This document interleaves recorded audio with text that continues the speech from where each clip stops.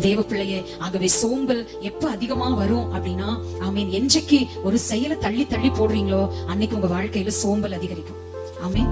எந்த வேலைய நாளைக்கு செஞ்சுக்கலாம், நாளைக்கு செஞ்சுக்கலாம், நாளைக்கு படிச்சுக்கலாம், நாளைக்கு ஜெபம் பண்ணிக்கலாம் அப்படின்னு நீங்க நினைக்கிறீங்களோ அன்றைக்கே உங்கள் ஆசீர்வாதங்களும் தள்ளி போகும்.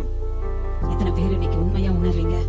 அப்பா, தள்ளியே போடக்கூடாதப்பா, உங்களுக்கு கொடுக்க வேண்டிய நேரத்தை நான் தள்ளி போடக்கூடாதப்பா, உண்மை ஆராதிக்க வேண்டிய நேரங்களை நான் தள்ளி போடக்கூடாதப்பா, வேதத்தை படிக்கிற நேரங்களை நான் தள்ளி போடக்கூடாதப்பா, உமக்காக கொடுக்கிற காலங்கள்ல நான் தள்ளி போடக்கூடாதப்பா, சுவிசேஷத்தை சொல்லுகிற நாட்களை நான் தள்ளி போடக்கூடாதப்பா. ஆமென். உமக்காக வைராக்கியமாய் வாழ வேண்டும், எழும்பி பிரகாசிக்க வேண்டும் என்று நினைக்கிற என் நினைவுகளை நான் தள்ளி போடக்கூடாதப்பா. விசுவாசிக்கிறவங்க, ஏசப்பா, என் வாழ்க்கையில தள்ளி போடுகிற எண்ணங்கள் என் வாழ்க்கையை ஆக்கிரமித்து விடக் கூடாது.